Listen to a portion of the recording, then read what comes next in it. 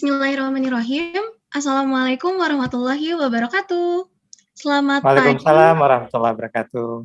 Ya, selamat pagi, siang, sore, malam untuk seluruh Sobat Eksyar dimanapun berada. Bersama saya Nisa, kita kembali lagi di Podcast Ekonomi Syariah Indonesia oleh Komite Nasional Ekonomi dan Keuangan Syariah KNEKS. Nah, di episode kali ini kita akan kembali belajar bersama pastinya dengan narasumber yang sudah sangat ahli di bidangnya. Dan tema yang hari ini akan kita kulik adalah tentang era baru industri halal Indonesia. Nah, narasumber kita kali ini adalah beliau yang sudah sangat luar biasa pengalamannya di bidang industri produk halal tentunya. Dan pastinya kita semua ini sudah tidak asing lagi dengan beliau. Ya, beliau adalah Pak Afdal Aliasar selaku Direktur Industri Produk Halal Manajemen Eksekutif Komite Nasional Ekonomi dan Keuangan Syariah. Mari langsung saja kita sapa narasumber kita di sesi podcast kali ini. Selamat pagi, siang, sore, malam Pak Afdal. Apa kabar Pak? Alhamdulillah, selamat pagi, siang, sore, dan malam teman-teman semuanya, Sobat Eksyar. Iya Pak. Nah, untuk mempersingkat waktu ya Pak, langsung saja nih kita diskusi Pak di sesi podcast kali ini kan tadi temanya itu tentang era baru industri halal Indonesia. Memang industri halal sampai sejauh ini kan menjadi isu yang hangat ya Pak diperbincangkan. Dan visi Indonesia juga yang selalu kita gaungkan itu visi Indonesia menjadi mandiri, makmur, dan madani dengan menjadi pusat ekonomi syariah terkemuka di dunia. Dan yang menjadi cita-cita bersama untuk Indonesia itu juga sekaligus bisa menjadi pusat produsen halal dunia. Ditambah lagi, kita juga Indonesia merupakan negara dengan populasi muslim terbesar di dunia. Nah, Nisa mewakili Sobat Eksyar penasaran nih Pak, sebenarnya potensi dan perkembangan industri halal Indonesia ini sekarang seperti apa dan kemana sih Pak arah pengembangan industri halal Indonesia ke depannya? Oke. Assalamualaikum warahmatullahi wabarakatuh. Sobat Eksyar semua, Nisa, perlu kita ketahui bahwa Indonesia itu adalah salah satu negara yang sangat unik di dunia ya. Kita adalah negara yang dikaruniai dengan penduduk muslim terbesar di dunia. Jadi kalau kita lihat berapa sih jumlah penduduk muslim yang ada di Indonesia itu kurang lebih dari 270 juta jiwa penduduk Indonesia, 87%-nya adalah muslim. Banyak kebutuhan. Salah satunya ada kebutuhan makanan minuman, kebutuhan akan pakaian, kebutuhan akan berkegiatan berwisata, kosmetik dan segala macam. Jadi potensi penduduk population yang besar ini kemudian memberikan suatu kue ekonomi yang sangat besar bagi kita, khususnya untuk produk halal. Jadi kalau lihat dari sana, kita mengetahui besarnya peluang ini memang harus kita coba untuk kita penuhi supply-nya, dan ternyata kita juga menyadari dengan kita memenuhi supply kepada kebutuhan nasional tadi, kita akan juga mampu harusnya untuk tidak hanya mensuplai kepada dalam negeri, tapi kita juga memproduksi produk halal dan bisa mensuplainya kepada market ataupun konsumen yang ada di seluruh dunia. Karena kalau dilihat jumlah penduduk muslim di seluruh dunia makin bertambah, sangat besar, dan mereka bergerak semakin tinggi level tingkat ekonominya, rata-rata berada di skala ekonomi menengah. Nah, ini yang kemudian menjadi potensi yang sangat besar. Oleh karena itu, Indonesia harus mengambil peran ya di dalam pembangunan industri halal ke depan. Begitu mungkin kurang lebih, Nisa. Iya Pak, berarti memang ini potensinya kalau misalkan kita bicara tadi kan potensinya populasi muslim 270 juta lebih ya Pak, yang mana nantinya itu berujung kepada kebutuhan akan makanan, minuman, dan juga pariwisata halal. Nah, kalau misalkan perkembangan industri halal di Indonesia sejauh ini sudah seperti apa ya Pak? Oke, jadi kalau kita lihat perkembangan industri halal Indonesia, kita perlu bagi beberapa sektor ya, khususnya makanan dan minuman. Kemudian ada sektor fashion atau kita kenal dengan modest fashion. Ada sektor lain adalah kosmetik dan farmasi juga ada di sana. Kemudian juga ada sektor Muslim friendly tourism. Kemudian juga ada sektor media konten rekreasi dan segala macam. Nah, kalau kemudian kita lihat perkembangannya sudah sejauh mana, kita melihat Indonesia itu adalah negara yang mampu memproduksi produk halal sangat berkualitas, khususnya untuk produk makanan dan minuman, dan juga kosmetik. Jadi kalau kita melihat bagaimana produk-produk brand-brand besar itu sudah hadir di Indonesia, dan semua itu sudah halal certified, jadi bersertifikasi halal. Jadi kalau kita lihat apa sih yang produk kita ada di pasaran, kita datang ke supermarket begitu, ada instant noodles, ada produk makanan olahan, ada produk minuman dan segala macam. Semua itu produk yang sangat baik, sangat berkualitas, sudah halal sertifikasi, dan ternyata produk ini juga tidak hanya dikenal di Indonesia, tapi juga bisa diekspor ke negara lain. Jadi perkembangannya sudah, bahkan kalau bicara mengenai produk halal, ini jauh lebih awal perkembangannya dibandingkan perbankan syariah ya. Jadi kalau kita lihat perbankan syariah itu mungkin mulai berkembang di tahun awal 90-an dengan berdirinya Bank Muamalat pada waktu itu sebagai bank syariah pertama. Sementara kalau kita lihat lebih mundur lagi, ternyata halal sertifikasi itu sudah diterapkan di Indonesia lebih kurang 32 tahun. Jadi 32 tahun diterapkan di Indonesia halal certified produk. Karena kenapa? Karena memang masyarakat Indonesia membutuhkan produk halal. Dan ternyata produk halal tersebut sangat inklusif, bisa dinikmati oleh semua kalangan. Tidak hanya untuk masyarakat Muslim saja, tapi semua kalangan. Oleh karena itu, pemerintah sekarang mencoba mendorong bagaimana sektor produksi ini bisa berkembang lebih besar lagi. Beberapa alternatif yang kita sedang kembangkan, program-program kita adalah, salah satunya adalah pengembangan kawasan industri halal. Nah, bicara kawasan industri halal, maksudnya apa sih kawasan industri halal? Kita ingin mencoba melakukan industrialisasi dari potensi yang ada di Indonesia. Bagaimana suatu produk itu dibuat secara lebih berkualitas, lebih meningkat jumlah kuantitas produksinya, dan bisa diproduksi secara kontinu, mudah kemudian ditransportasikan ke pasar ataupun masyarakat yang membutuhkan, baik di dalam ataupun di luar negeri.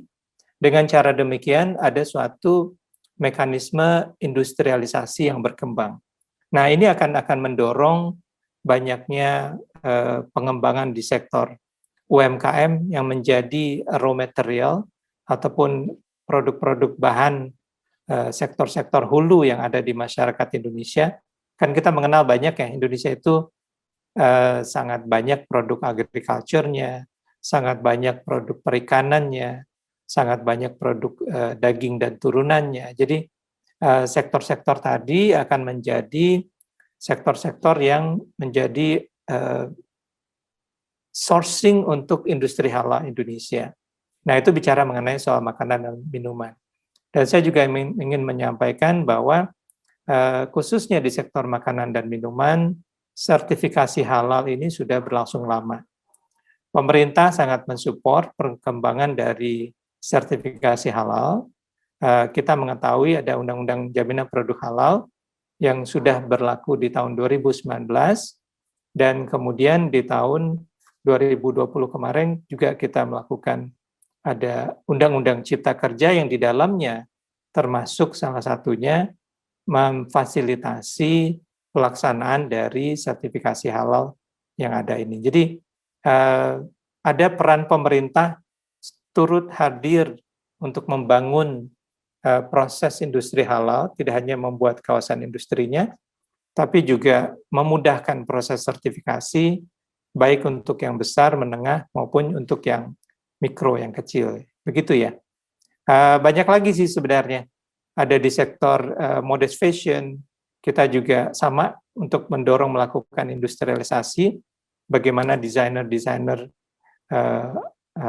modest fashion Indonesia itu sangat dikagumi desain mereka, baik di dalam negeri ataupun sampai ke luar negeri.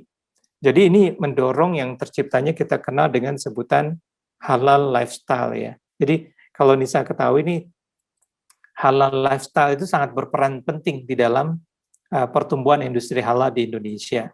Jadi contoh salah satu yang konkret bagaimana halal lifestyle ini bisa berkembang dengan baik adalah kalau kita lihat di produknya modest fashion, produknya hijab, gitu ya. Kalau hijab ini kaum perempuan yang ada di Indonesia saat ini kalau memakai hijab itu sangat percaya diri, tampil keren, tampil lebih cantik, jauh lebih pede dibandingkan beberapa puluh tahun yang lalu. Jadi tren itu berkembang. Jadi memakai produk modest fashion akan meningkatkan gaya hidup masyarakat. Oleh karena itu, proses ini harus kita support dengan industrialisasi yang baik. Jangan kita hanya menjadi pasar dari produk-produk yang datang kemudian dijual di Indonesia, tapi kita juga memproduksi produk yang berkualitas untuk kita supply kepada market dalam negeri dan market internasional. Itu mungkin. Ya betul Pak, sepakat. Kalau misalkan terkait perkembangan industri halal, kalau dari Nisa baca-baca nih ya Pak, di beritanya website KNKS kan ada banyak juga nih Pak berita tentang industri halal. Nah, ini boleh diceritain juga nggak Pak terkait perkembangannya di industri halal sektor kesehatan, rumah sakit halal ya Pak, yang mungkin juga ada di beritanya KNKS, mungkin itu juga bisa diinformasikan Pak ke Sobat Eksyar yang ada di manapun berada? Oke, jadi cerita mengenai rumah sakit ya, atau industri kesehatan yang ada kompetensi syariahnya. Jadi saya nggak menyebutnya sebagai rumah sakit syariah ataupun rumah sakit halal. Saya lebih senang menyebutnya sebagai adalah industri kesehatan yang ada kompetensi syariahnya. Ternyata apa? Ternyata masyarakat Indonesia, karena tadi mereka Muslim population, kan ada kebutuhannya. Salah satu kebutuhannya adalah untuk berobat, untuk mendapat layanan kesehatan yang tentu comply dengan syariah yang mereka yakini. Dan ternyata ini sifatnya sangat baik ya, sangat baik. Bagaimana layanan kesehatan tadi bisa kemudian mengambil value-value yang ada dalam syariah, kemudian mereka menerapkan di dalam layanan services ataupun supply obat-obatan yang halal, medical device yang halal, layanan kesehatan yang lebih baik. Jadi akan terjadi suatu rumah sakit ataupun klinik ataupun layanan kesehatan yang memiliki nilai kompetensi syariah. Mereka paham bagaimana men-treat kebutuhan dari para pasien-pasien yang majority Muslim ini. Ini harapannya ya, supaya karena penduduk Indonesia kalau berobat tidak lagi harus pergi ke luar negeri. Kita memiliki banyak dokter-dokter, tenaga kesehatan yang sangat ahli, sangat kompeten di bidangnya, plus ditambah dengan layanan infrastruktur kesehatan yang ada value syariahnya, ini akan bisa memberikan suatu value yang tersendiri ya, bahwa Indonesia itu memiliki suatu kemampuan bagaimana ekonomi syariah itu bisa berjalan sejalan dengan kebutuhan masyarakat. Salah satunya ada di sektor dan dunia kesehatan. Nah, ini juga mungkin saya ingin sampaikan ya, sektor kesehatan yang ada value syariahnya ini akan mendorong lebih banyak lagi research dan juga industri supportingnya untuk berkembang.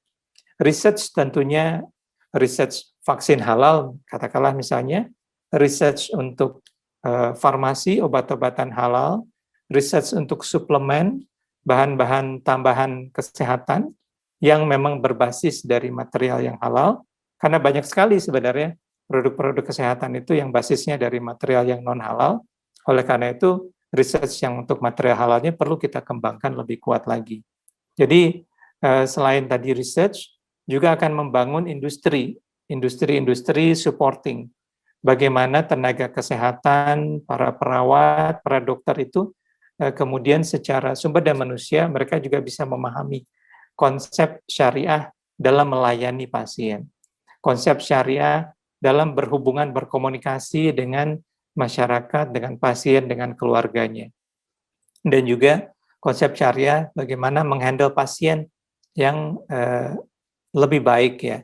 Karena kita melihat saat ini khususnya di dalam pandemi COVID ini banyak terjadi sangat dibutuhkan sekali layanan kesehatan dan kita ingin layanan kesehatan tersebut memang comply dan itu ternyata bisa diimplementasikan di semua layanan rumah sakit yang ada. Jadi sifatnya inklusif, tidak hanya untuk masyarakat Muslim, tapi layanan yang baik untuk kesehatan tadi bisa dinikmati oleh semua masyarakat Indonesia. Kalau Mungkin begitu, ya, terima kasih Pak Afdal. Jadi kalau misalkan memang potensi Indonesia untuk industri halal ini sangat besar ya Pak. Nah, dan industri halal itu kan memang saling keterkaitan ya di antara setiap sektornya. Terus kalau misalkan dari potensi yang besar ini, pasti kan untuk mewujudkan cita-cita Indonesia sebagai pusat produsen halal dunia, di dalam perjalanannya pasti ada tantangan, tapi ada peluang juga. Nah, mungkin boleh dijelaskan juga Pak terkait tantangan dan peluang yang Indonesia miliki untuk mewujudkan cita-cita Indonesia ini itu apa aja? Oke, kalau kita lihat tantangan tentunya yang terbesar itu adalah bagaimana kita ingin masyarakat, tidak hanya konsumen ya, tapi juga produsen, itu meningkat literasi tentang halalnya, meningkat awareness-nya tentang halalnya, sehingga kemudian halal itu menjadi bagian dari kebutuhan mereka. Ini suatu tantangan yang besar, yang sebenarnya harusnya sudah bisa dengan baik kita kita capai ya. Namun kenyataannya kita perlu untuk meningkatkan literasi itu secara terus-menerus. Ini saya ingin kasih contoh seperti ini. Produsen makanan yang sangat besar di Indonesia, pada saat mereka memproduksi produk makanan mereka jual di Indonesia, mereka kemudian membuat makanan yang halal. Dan ternyata kalau kita lihat, mereka mensertifikasi produknya, mereka sangat ingin betul memberikan layanan yang terbaik, memberikan produk yang berkualitas, yang halal certified ke masyarakat Indonesia. Karena mereka tahu masyarakat Indonesia membutuhkan itu. Nah, awareness ini sudah menjadi bagian dari reputasi dari produsen-produsen tadi. Jadi simple, kita tidak pernah melihat di Indonesia ada instant noodles yang ada varian non halalnya. Kita tidak pernah melihat di Indonesia ada cookies begitu ya, yang varian non halalnya kemudian diproduksi dan diedarkan di Indonesia. Kenapa? Karena para produsen itu menyadari memproduksi produk halal adalah bagian dari reputasi kami untuk sebagai produsen yang ada di Indonesia, hadir di Indonesia, melayani masyarakat Indonesia. Nah, awareness ini sudah ada di industri-industri besar, karena mereka menganggap ini sebagai reputational risk yang memang mereka harus comply dengan hal tersebut. Sementara di level bawah, mungkin di industri yang middle, industri kecil, bahkan industri mikro, justru awareness itu lebih berkurang. Lebih berkurang kenapa? Karena merasa lebih nyaman, karena selama ini seakan-akan semuanya sudah halal. Jadi karena merasa terbuai bahwa kita hidup di negara yang majority Muslim, seakan-akan merasa semuanya sudah halal, dan kemudian keinginan untuk memproduksi produk-produk yang halal certified ataupun lebih comply tadi tidak begitu kuat terjadi di level yang kecil dan menengah. Oleh karena itu, justru ini harus kita coba kembangkan, dan tentu bagaimana ini bisa berkembang dengan baik harus datang dari demand dari masyarakat. Jadi kalau konsumennya memang memberikan suatu demand yang tinggi terhadap produk halal, itu yang namanya produsen akan ikut. Mereka akan memproduksi produk halal karena memang itu adalah permintaan dari masyarakat. Jadi bagaimana caranya supaya itu terjadi? Ya kita harus meningkatkan yang tadi namanya lifestyle tadi. Kalau masyarakat Indonesia gaya hidup halalnya makin berkembang, mereka akan memilih produk halal, semuanya meminta produk halal, dan kemudian itu akan diamini oleh produsen, mereka akan membuat produk halalnya. Jadi tantangan yang paling besar itu bagaimana meningkatkan awareness, bagaimana lifestyle itu bisa berkembang, berubah menjadi suatu demand yang tinggi terhadap produk halal di masyarakat, dan saya yakin begitu demand itu tercipta dengan sangat baik, yang namanya produsen akan memproduksi semaksimal mungkin, sebanyak mungkin produk halal, dan pada saat itulah industri halal Indonesia akan jauh berkembang lebih pesat lagi mencapai suatu titik yang mungkin kita bisa sebut sebagai pusat produsen halal dunia. Jadi untuk itu pemerintah perlu menyiapkan banyak staging ke arah sana, salah satunya membangun infrastruktur, baik dari kawasan industrinya, supply chain logistik untuk halal itu juga perlu dipersiapkan agar tidak terjadi kontaminasi di dalam delivery produk-produk halal, dan juga kita ingin membangun digitalisasi.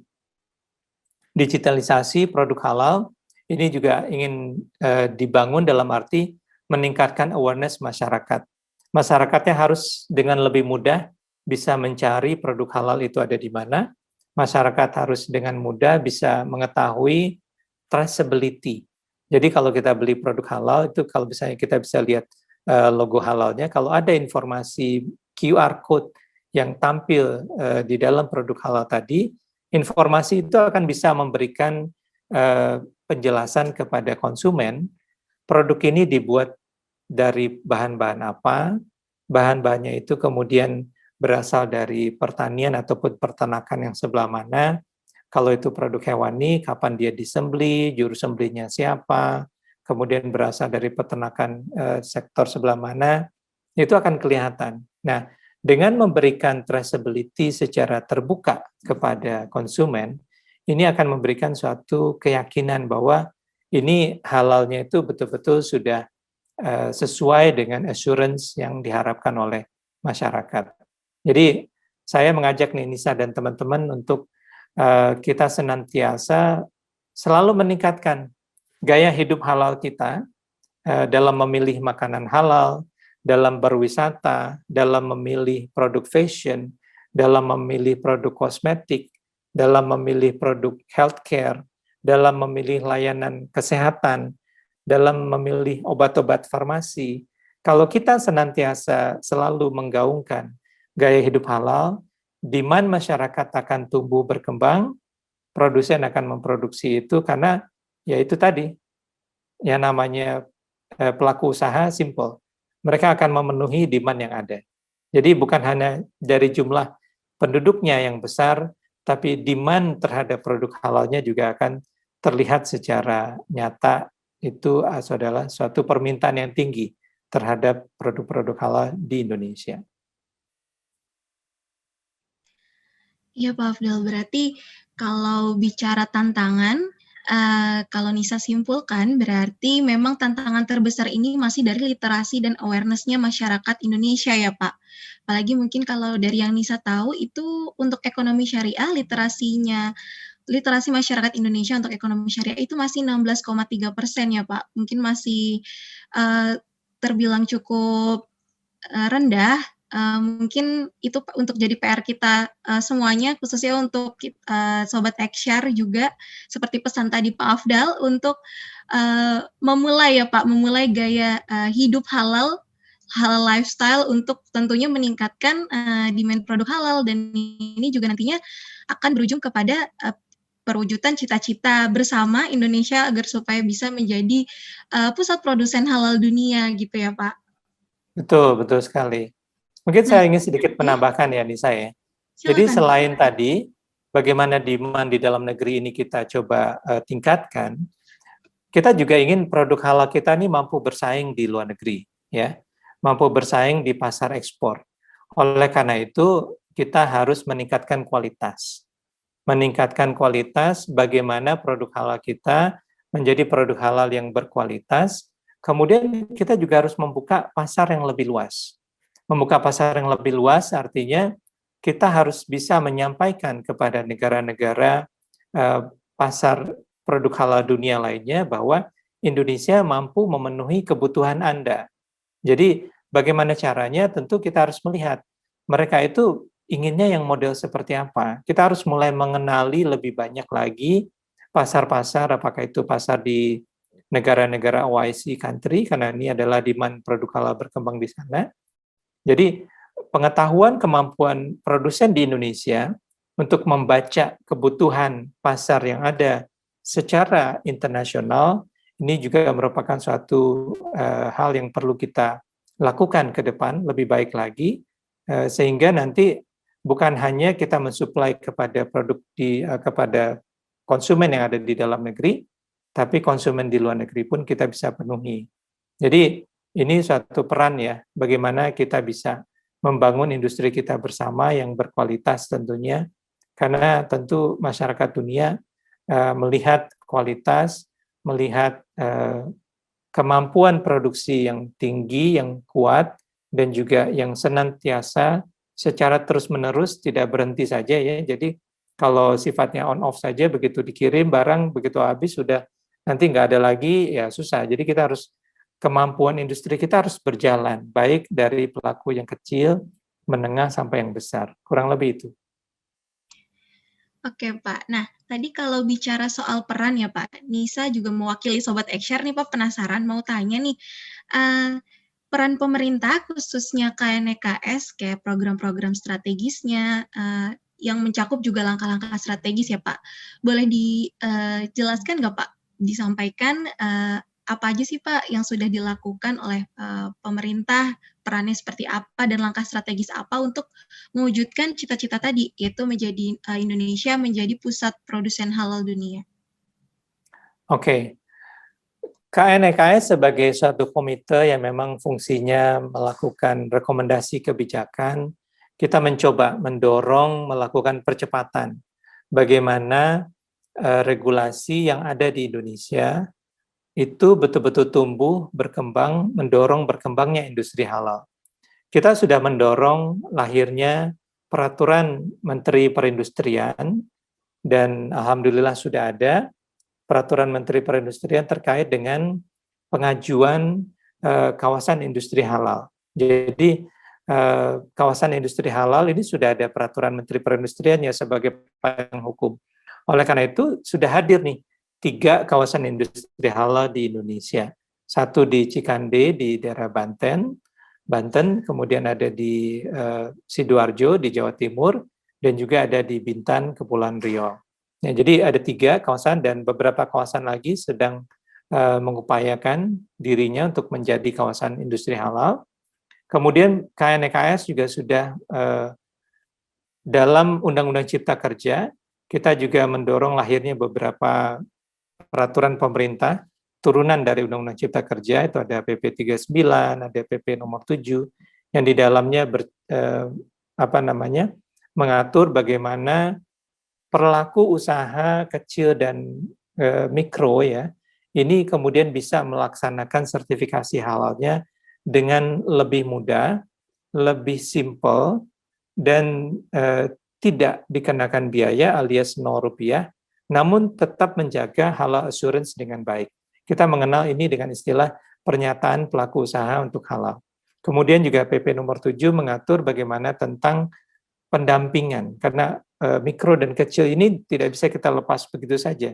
Harus kita dampingi terus, dan program pembinaan pemerintah sudah ada regulasinya, dan kita akan mempercepat nih, bagaimana kementerian-kementerian yang ada, stakeholder yang lain juga akan bersama-sama melakukan pendampingan kepada pelaku usaha untuk bisa mereka melaksanakan sertifikasi halal produk mereka.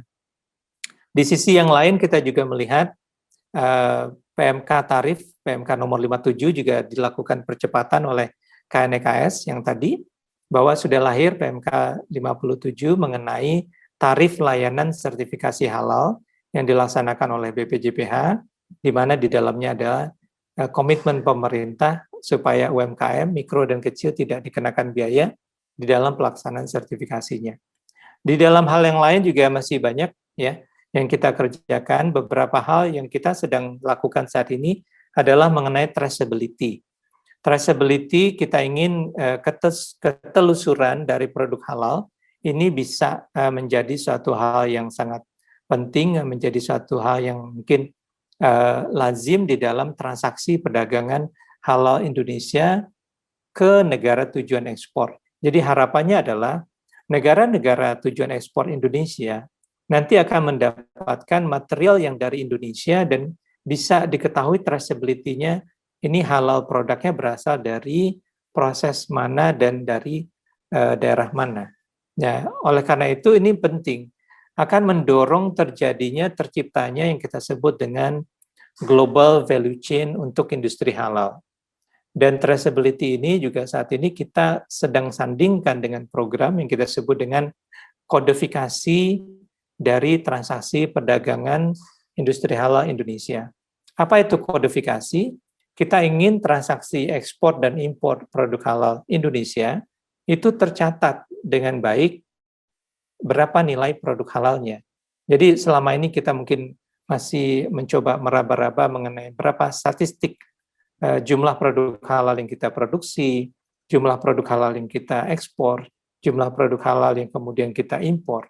Nah, dengan melakukan kodifikasi, setiap transaksi ekspor produk halal nantinya, kalau barangnya itu memang barang yang halal dan sudah bersertifikasi halal, nanti eksportir akan memiliki kesempatan untuk mencantumkan nomor sertifikasi halalnya di dalam pelaporan ekspor barang. Nah, nanti oleh karena itu datanya nanti akan turun ke dalam olahan, jadi kita akan memiliki statistik industri halal yang lebih kuat lagi ke depannya. Dengan kita memiliki statistik yang lebih kuat, tentu kita nanti bisa lihat di sisi-sisi mana yang kita perlu untuk lakukan strategi yang lebih maju lagi ke depan. Apakah mungkin ada sektor-sektor tertentu yang mungkin perlu kita dorong untuk berkembang lebih cepat, misalkan itu di perikanan mungkin, atau mungkin di sektor pertanian, dan juga di sektor yang lain.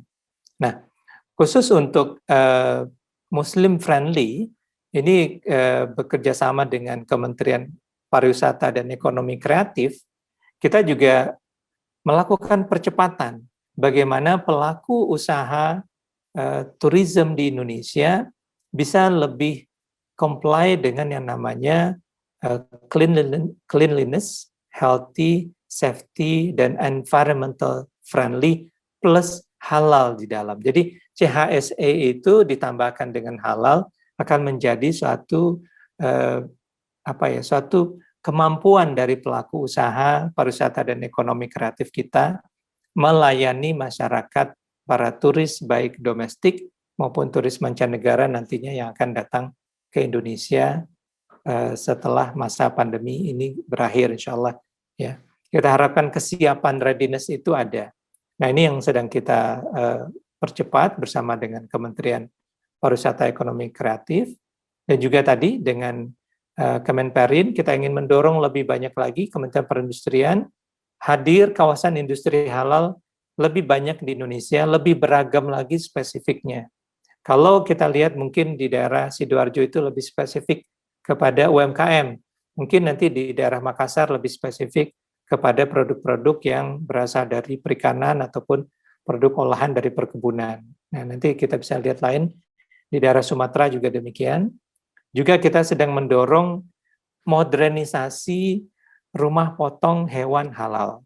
Nah ini suatu hal yang sangat basic nih Nisa. Kita perlu menyadari bahwa yang namanya produk protein daging itu adalah sektor hulu dari industri halal.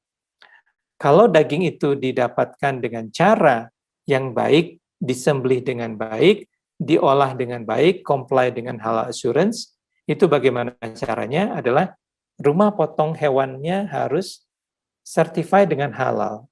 Karena kalau di sini kita bisa lakukan sertifikasi halal sebaik mungkin, sebanyak mungkin untuk rumah potong hewan, nantinya produk-produk olahan daging, produk-produk turunannya seperti produsen bakso, produsen nugget dan segala macam, mereka sudah akan lebih mudah untuk melakukan sertifikasi halal karena basic daging yang dipakai adalah berasal dari rumah potong hewan yang sudah comply halal assurance-nya. Nah, dengan modernisasi kita ingin kualitasnya dan kuantitas pelayanan rumah potongnya bisa berkembang.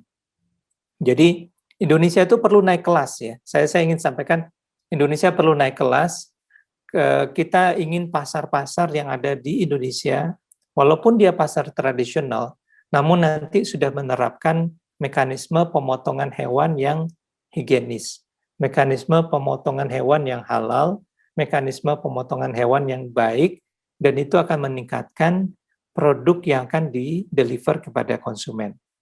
Nah, di sektor yang lain kita juga mendorong berkembangnya tadi industri kesehatan yang ada value syariahnya bisa berkembang dengan lebih baik lagi, dan juga mungkin yang lain kita juga ingin mendorong modest fashion, industri kreatif, supaya industri kreatif itu bisa berkembang tidak hanya untuk memenuhi konsumen di Indonesia, tapi juga memenuhi konsumen di internasional. Ini pasar yang besar sekali nih dari industri fashion. Nah, kemudian juga kita ingin bagaimana produk-produk halal itu, ekonomi syariah itu tidak hanya bermain di sektor real produknya, tapi juga nanti ada di konten-konten media kreatif.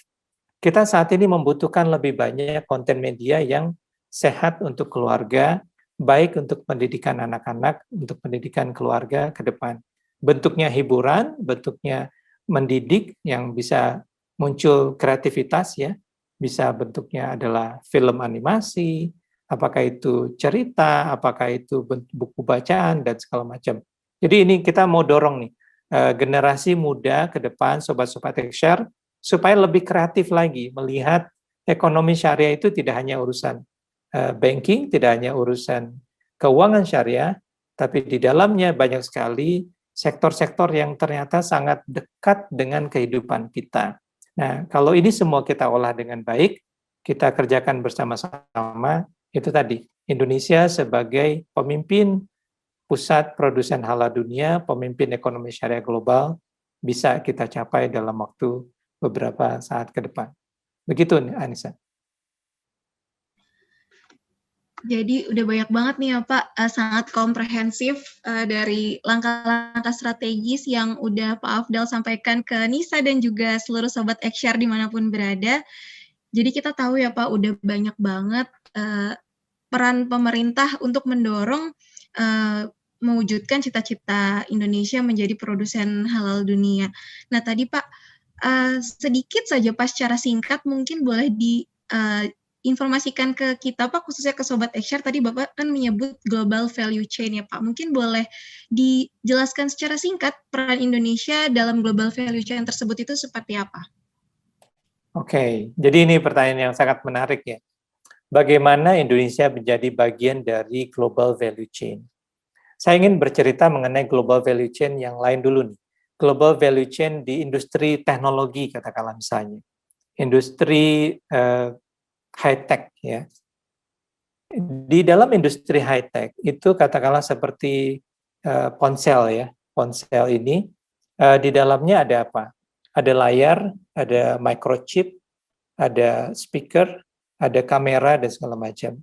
Nah, part-part dari suatu produk high-tech itu banyak diproduksi oleh negara-negara tertentu.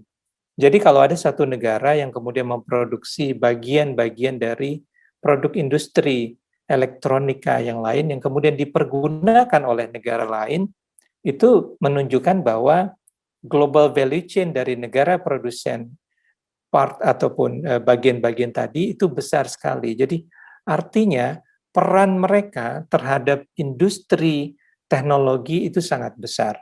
Nah, balik ke industri halal, kalau kita ingin bersaing dengan masyarakat dunia, masyarakat global yang lain, di dalam urusan high technology, ini cerita untuk menggapainya jauh nih, panjang. Banyak sekali PR yang harus kita capai ke sana. Tapi kalau kita bicara industri halal, ternyata nggak susah-susah amat sebenarnya. Kenapa? Karena Indonesia itu punya hampir segala sesuatu yang dibutuhkan terkait dengan industri halal itu kita punya. Kita punya raw material, baik itu dari produk nabati ataupun produk hewani, kita punya sangat banyak. Kita punya pengolahannya, kita bisa memproduksi produk antara untuk industri makanan dan minuman global, bahkan tidak hanya di produk antara, kita bisa memproduksi sampai produk akhir dari industri-industri tadi. Oleh karena itu, kalau ingin menjadi global value chain, kita akan menjadi bagian dari rantai kebutuhan masyarakat dunia. Nah, jadi kalau bicara produk halal yang akan dibutuhkan di negara Eropa, produk halal yang dibutuhkan di negara OIC country, di Middle East dan segala macam, pengennya nanti itu kelihatan wajah Indonesia di sana. Oh, ternyata ini jusnya diproduksi dari Indonesia. Ternyata noodle ini dari Indonesia. Ternyata seasoning bumbu ini dari Indonesia. Ternyata bahan-bahan buah-buahan walaupun sudah di kaleng mungkin karena perlu transport segala macam itu dari Indonesia. Ternyata produk-produk ikan olahan baik dari yang ikan segar maupun ikan sampai produk yang sudah fast food begitu ya, frozen food dan segala macam itu dari Indonesia. Dan itu dinikmati oleh industri-industri yang ada di Indonesia, tidak hanya di Indonesia tapi di seluruh dunia. Jadi dia akan menjadi bagian dari suatu rantai yang ada di global.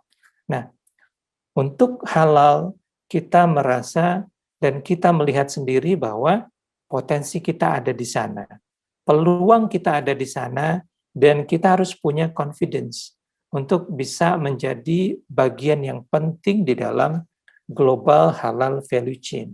Oleh karena itu, Indonesia melihat menjadi pemimpin pusat produsen halal dunia itu bukan suatu hal yang adalah suatu mimpi yang sangat di depan mata oleh masyarakat Indonesia. Jadi harus kita gapai dengan maksimal ya, Nisa ya, teman-teman Sobat XR semua. Jadi ini suatu dream yang memang kita perlu sangat percaya diri, kita bisa capai itu dan kita yakin kita mampu untuk itu. Gitu Nisa. Ya Pak, ini udah sangat komprehensif sekali nih Pak sesi podcast kita hari ini Pak. Nisa sama Sobat XR nih berasa belajar 4 SKS sekaligus Pak tentang industri halal. Oke Pak, ini sudah terlalu banyak pengetahuan yang sangat luar biasa yang Nisa dapetin dan juga Sobat XR. Terakhir Pak, Nisa mau tanya harapan Pak Afdal khususnya untuk kedepannya terkait pengembangan industri halal di Indonesia ini seperti apa Pak? Oke, saya ingin melihat industri halal di Indonesia itu berkembang jauh lebih pesat lagi. Pandemi COVID ini memberi suatu pelajaran kepada kita ya, bersama-sama bahwa negara kita itu harus membangun yang namanya kemandirian. Kemandirian terhadap produksi-produksi yang ada di Indonesia, kita tidak tergantung kepada produk impor, kita harus mampu memberikan supply kepada pasar-pasar lokal kita. Jadi yang kita sebut dengan ketahanan ekonomi Indonesia itu ada di dalam produk halal. Jadi saya punya harapan pelajaran terjadinya disruption supply chain selama pandemi COVID ini mampu memberikan kemampuan kreativitas masyarakat Indonesia, produsen Indonesia untuk membangun bersama ketahanan industri halal kita. Insya Allah ini menjadi suatu modal yang besar bagaimana kita menjadi negara yang maju, mandiri, industri halalnya berkembang dengan baik, dan kita akan bisa menguasai pasar-pasar dunia menjadi lebih cepat lagi. Mungkin itu ini saya. Jadi saya mengajak nih, Sobat XR bersama-sama, ayo kita mulai tingkatkan kreativitas, tidak hanya melihat bahwa kita menjadi followers dari negara-negara yang sudah berkembang, tapi ingat, untuk urusan halal, Anda bukan followers, tapi Anda adalah pionir di dalam industri halal. Oleh karena itu, jadilah bagian dari pelopor industri halal global. Ya, betul Pak. Berarti pesan untuk Sobat Eksyar dimanapun berada, kita harus lebih kreatif ya Pak dalam melihat peluang ekonomi syariah, khususnya industri halal Indonesia untuk bisa mewujudkan Indonesia jadi pelopor, jadi pemimpin untuk produsen halal di dunia.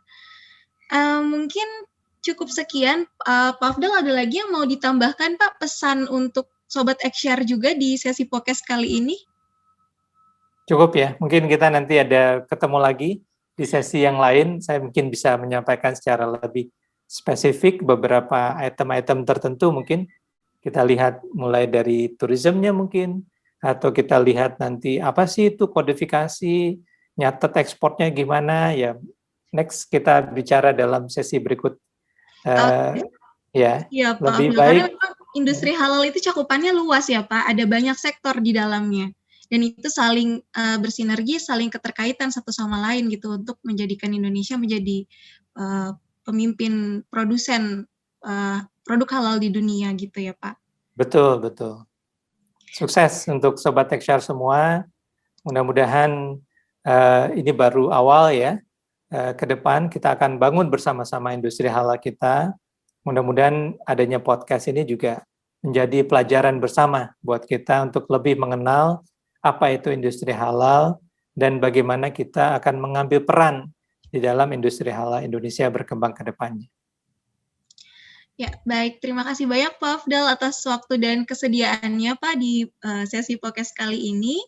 Nah, untuk Sobat Eksyar yang ingin tahu lebih banyak lagi berita-berita terkini, isu terkini tentang industri halal ataupun tentang keseluruhan ekonomi dan keuangan syariah, bisa langsung aja kunjungi websitenya KNEKS di www.kneks.go.id atau kunjungi medsos kita di Instagram @kneks.id, Twitter @kneks_id, dan juga Facebook kita di Komite Nasional Ekonomi dan Keuangan Syariah. Sekian podcast kita hari ini, sampai bertemu di episode selanjutnya. Wassalamualaikum warahmatullahi wabarakatuh. Waalaikumsalam warahmatullahi wabarakatuh. Terima kasih semuanya. Assalamualaikum.